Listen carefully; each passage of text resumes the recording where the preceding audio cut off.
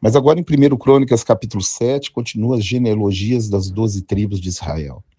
E o interessante é que ele fala assim, homens valentes, homens de guerra, homens valorosos. Aquele povo, e Deus estava contando, os homens de guerra, os homens que sairiam à batalha e chamando eles de valentes. É interessante hoje que no meio gospel só tem homem frouxo, homem efeminado, os homens que não são mais sacerdotes, homens que já não intercedem por suas esposas, mas homens de oração, de jejum, homens verdadeiramente de guerra, nós não estamos vendo. Não estamos vendo homens compromissados com a sua família, em serem os sacerdotes da sua casa. E essa genealogia aí cita várias vezes homens de guerra, homens valentes. Aprende com as genealogias de Israel, homens de guerra, homens valentes. E nós estamos precisando disso na igreja, homens valentes, homens de guerra. O império, ele não dorme, ele não dormita, e ele tem matado, roubado, destruído dentro da igreja, né? Várias separações, não tem mais perdão, não tem mais diálogo, não tem mais coisa nenhuma. O que tem é o cartório, o que tem é a intolerância, o que tem é o movimento feminista dentro da igreja, matando e destruindo as famílias. Você vai ver no verso 5, seus irmãos, todos eles homens valentes. Olha como é que a Bíblia faz questão de citar homens valentes. 1 Crônicas 7:40, então, aí você vai ver, todos esses foram homens da casa de Zacar, príncipes, cabeças. Na igreja nós estamos precisando de cabeças, de pastores comprometidos com a palavra, homens de oração, homens que não se dobram à corrupção, ao dinheiro, ao mamon. E agora, no capítulo 8, termina também de novo. Verso 40, todos esses homens valentes. Ali vai mostrando uma genealogia que vai passada de homens de guerra, homens que conquistaram a terra prometida.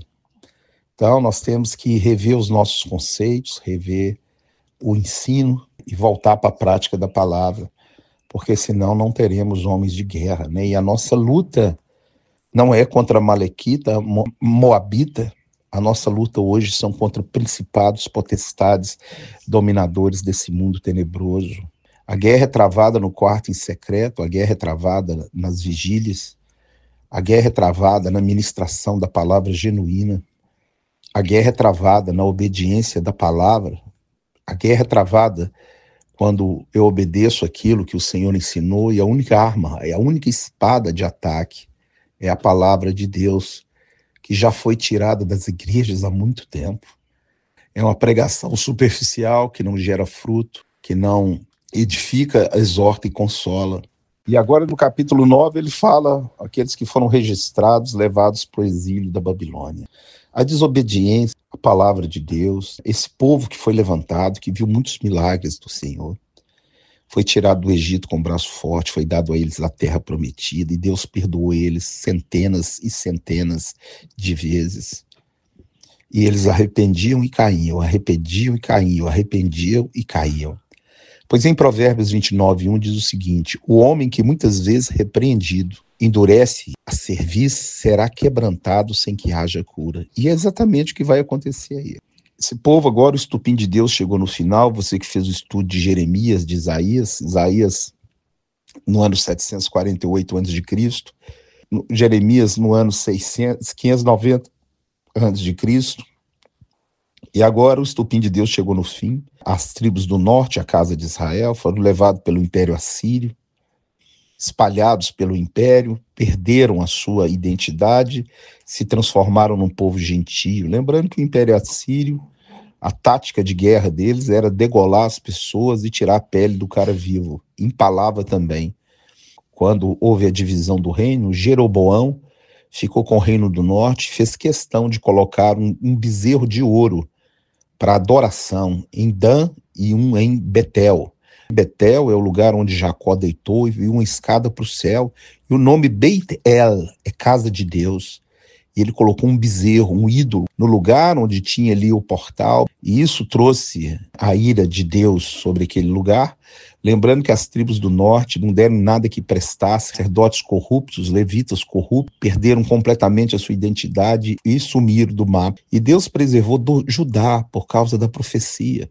Gênesis 49, de 8 a 10, o Messias ele vem de Judá, da casa de Judá, formada por Judá e Benjamim. 2 tribos viraram Judá, capital Jerusalém. Aquele povo também foi para o mesmo caminho do Reino do Norte. Deus também enviou outro império, a Babilônia, e agora levou eles cativos. Esse foi o outro império. O povo não arrependeu, não teve volta, mataram os profetas. Segundo a tradição, o profeta Isaías foi cerrado pelo meio, dentro de um tronco, por Manassés, filho de Ezequias. Qual foi o pecado desse povo? Primeiro, abandonaram Deus, trocaram Deus por aquilo que não é nada, e criaram um sincretismo religioso. Adorava Deus e adorava a Mamon. Adorava Deus e adorava Baal. Adorava Deus e adorava a Moloque.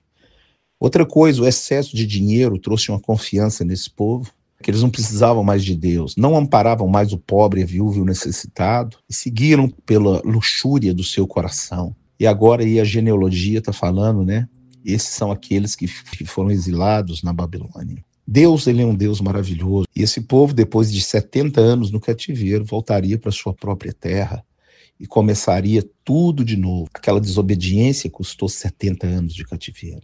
E aí agora está falando que os primeiros a voltar do exílio são os sacerdotes levitas. E é interessante esse capítulo, que vai falando sobre as famílias dos sacerdotes, Coare, Merari e Gerson. Cada um tinha uma função no tabernáculo, você vai ver aí. Aí tinha os que cantavam, tinha os que guardavam as portas, tinha os que contavam os utensílios do templo. O tabernáculo hoje é a igreja, são as pessoas que se reúnem.